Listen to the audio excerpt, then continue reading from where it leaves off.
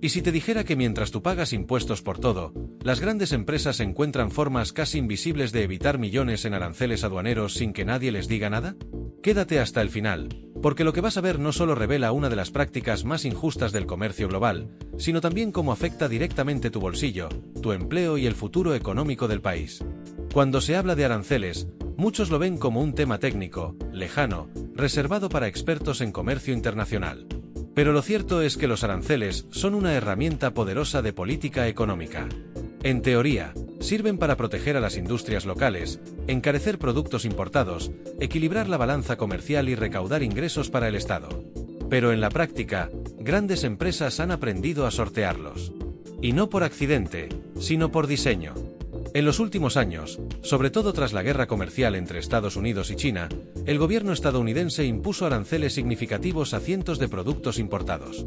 El objetivo era claro: reducir la dependencia de bienes extranjeros, proteger la producción nacional y presionar a países como China para renegociar condiciones comerciales más justas. Pero lo que nadie esperaba es que muchas multinacionales no se adaptaron, simplemente evadieron. ¿Cómo lo hacen?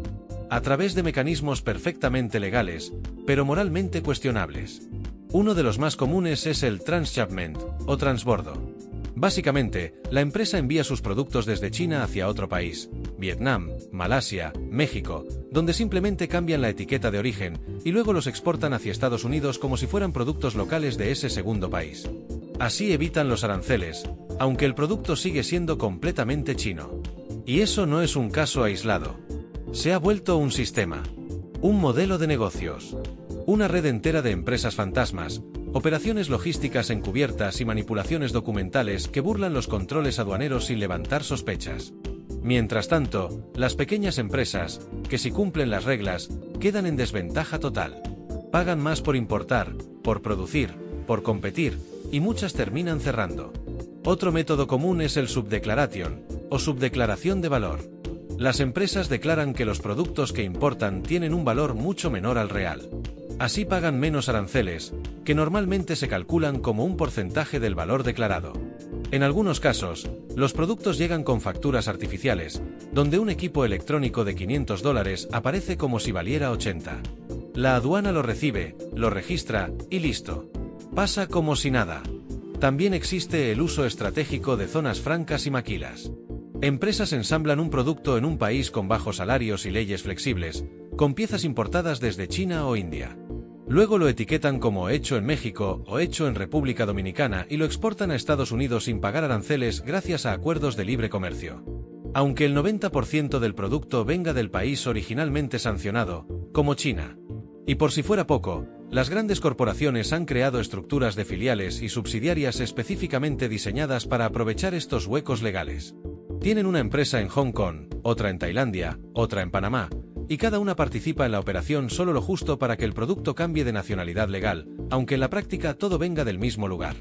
Así evaden millones en aranceles, mientras tú pagas el IVA en cada compra. ¿Y sabes qué es lo más grave? Que muchas veces las autoridades lo saben, pero no hacen nada. Porque esas empresas tienen poder, tienen abogados, tienen influencia política. Saben cómo moverse.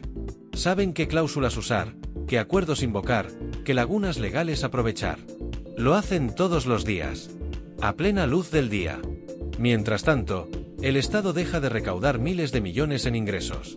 Ingresos que podrían ir a educación, salud, infraestructura.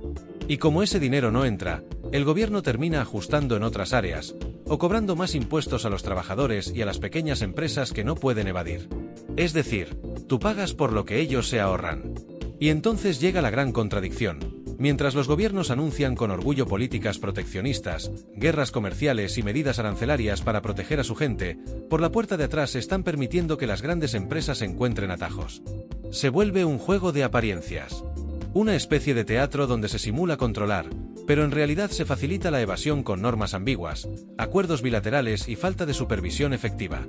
Porque al final, no es solo que las empresas sean astutas.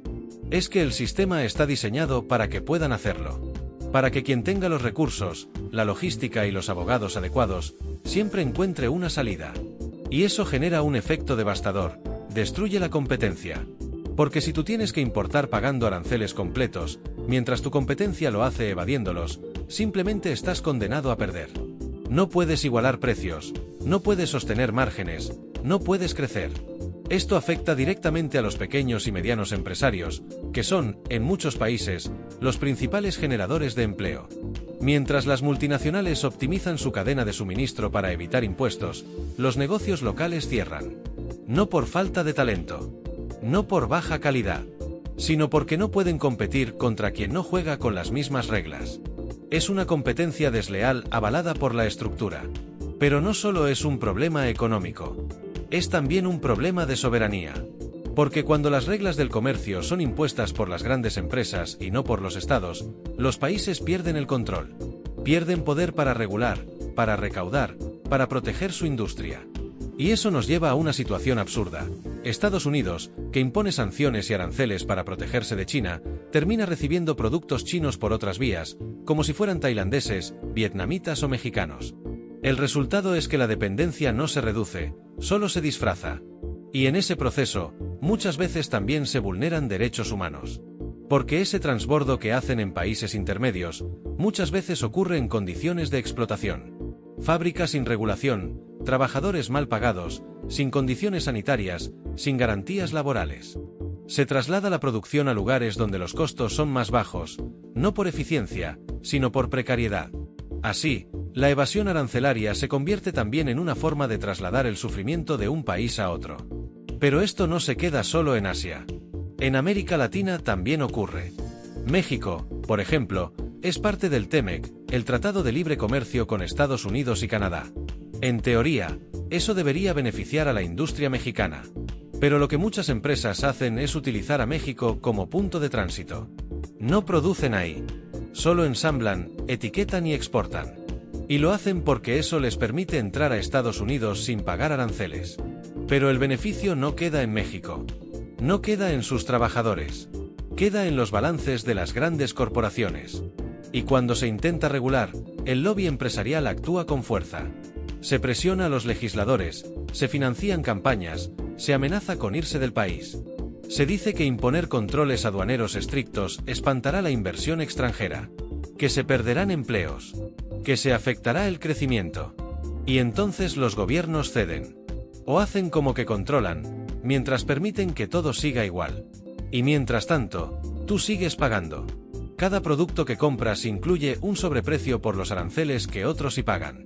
Cada vez que el Estado sube impuestos porque no recaudó lo esperado, tú cargas con el costo. Cada vez que una empresa local cierra por no poder competir con una multinacional que evade aranceles, tú pierdes opciones.